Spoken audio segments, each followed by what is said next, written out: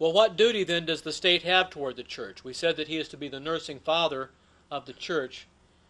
What duty does he have toward the church? Well, he's the civil protector of the church. The civil government is to be God's avenger on evildoers, to terrorize them.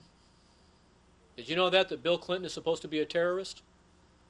That's right. He is supposed to be a terror to them that do evil, isn't he? According to Romans chapter 13. He's to punish evildoers for their criminal behavior for the benefit and protection of good people. That is, those who are following God's law. Remember, he punishes lawbreakers for the benefit of lawkeepers to the glory of the lawgiver. Isaiah explains that this means that the civil government will be the protector of the church of Jesus Christ. Addressing the church, he says, "And kings will be your guardians, and their princes your nurses.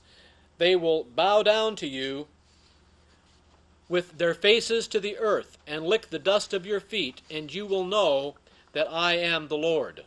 Isaiah 49:23.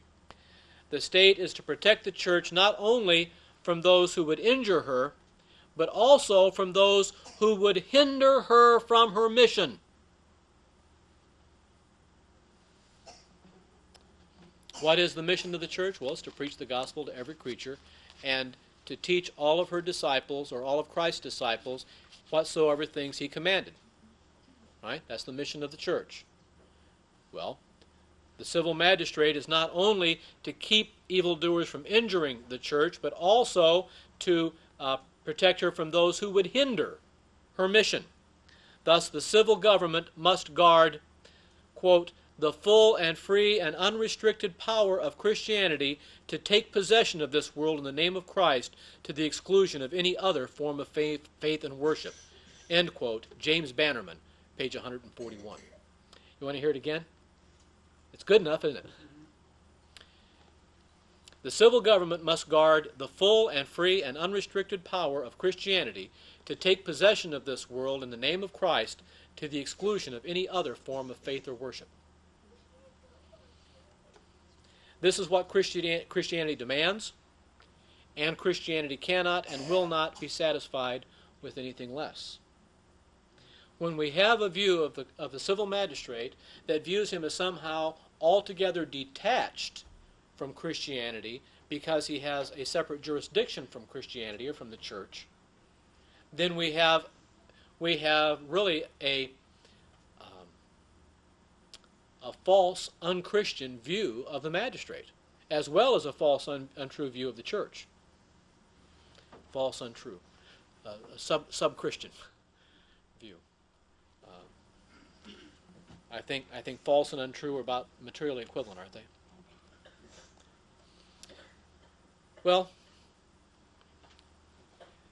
in chapter 23 of the Confession, of the Westminster Confession of the Civil Magistrate, we find 4 paragraphs, each explaining one main point of the doctrine of the civil magistrate. And if we're going to have a full biblical view of the civil magistrate, we have to understand all 4 of these points in their entirety. First of all, the origin and function of the state. That's Article 1. What is the origin of the state? What is the function of the state? That's Article 1 of chapter 23. Article 2 is about the political involvement of Christians in politics.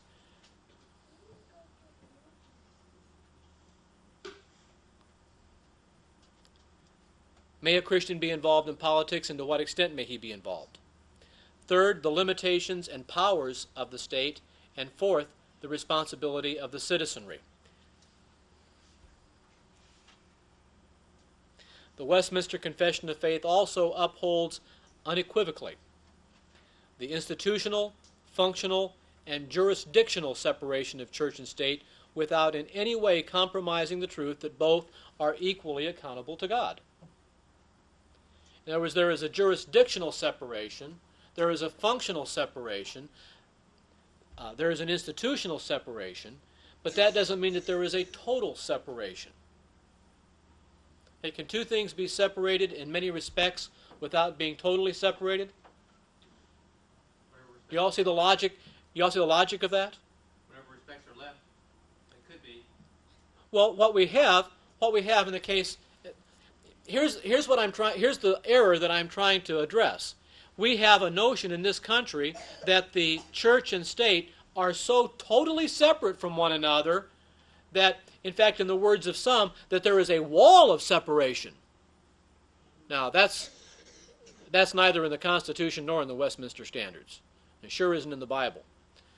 There is no wall of separation. There is a separation, a distinction, we might even say, of function, of jurisdiction, of institution, and so forth, but and jurisdiction.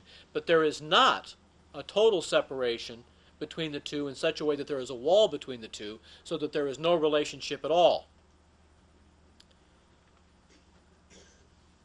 In chapter 30 of the Confession, we read that the Lord Jesus, as King and head of his church, hath therein appointed a government in the hand of church officers distinct from the civil magistrate.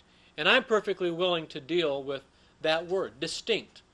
We can talk about distinct without talking about total separation or without talking about walls of separation. We can say distinct. It's a distinct government.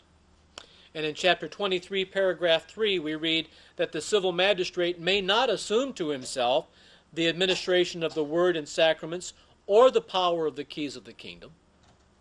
So we see again, there is a guarding of the role of church and of church government in the Confession in at least those two places. The church is not under the state, nor may the church or the state usurp the functions and powers of the other. How much authority does your session have to throw people in jail? Or to be head people? Chop their heads off with their heads. No authority at all to do that. But what authority then does the magistrate have to suspend people from the Lord's Supper? None. See, so there's a difference of jurisdiction there, isn't there? There's a separation of powers or a distinction of powers because of a distinction of jurisdiction.